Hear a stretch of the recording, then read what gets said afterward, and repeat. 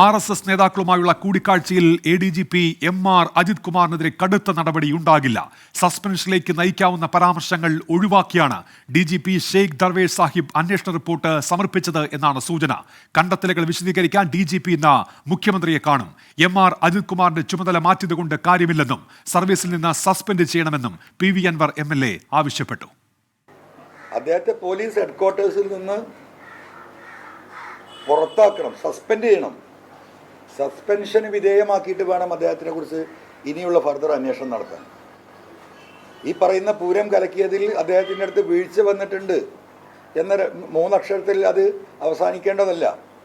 ADGP Ajith കുമാറിനെ suspend ചെയ്യാൻ ഞാൻ ഈ ഉന്നയിച്ച കാര്യങ്ങൾ മാത്രം മതി.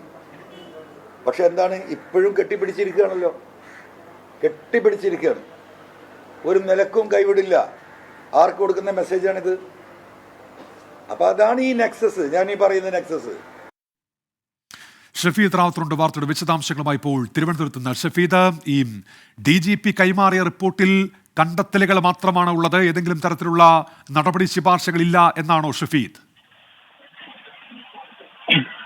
ADGP MR അജിത് കുമാറിനെതിരെ നിലവിലിപ്പോൾ DGP സമർപ്പിച്ചിരിക്കുന്ന റിപ്പോർട്ടിൽ ശുപാർശകളില്ല എന്നുള്ളതാണ്. ഷഫീദ്, ഒരു നിമിഷം ഷഫീദ്.